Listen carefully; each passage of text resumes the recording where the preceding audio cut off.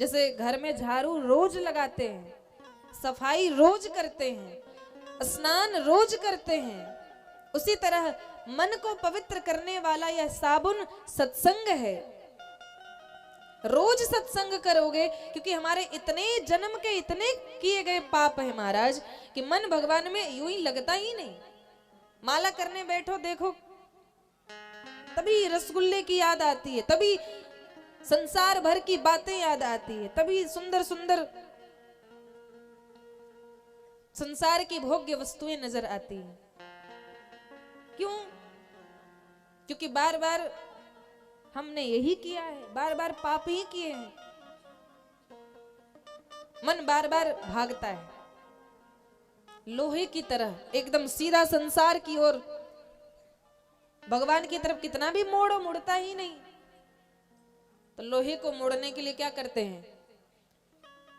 कठोर लोहा को मोड़ना हो तो क्या करेंगे बताइए आप लोग?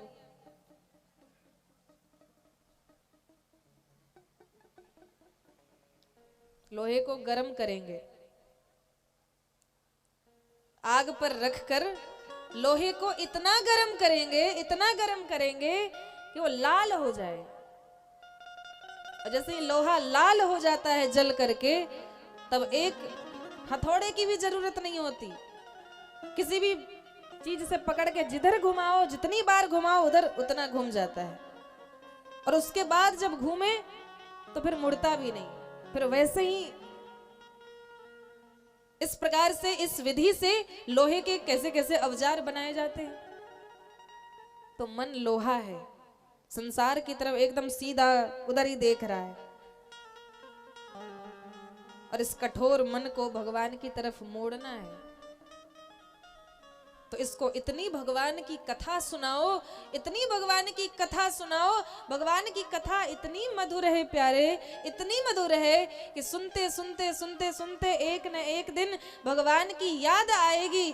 और भगवान जब अच्छे लगने लगेंगे, भगवान से जब प्रेम हो जाएगा, भगवान जब अपने लगेंगे, संसार जब पराया लगेगा, तब उस विरह की अग्नि में जलोगे। और जब मन जलेगा, जितना जलेगा उतना ज्यादा भगवान की तरफ मुड़ेगा।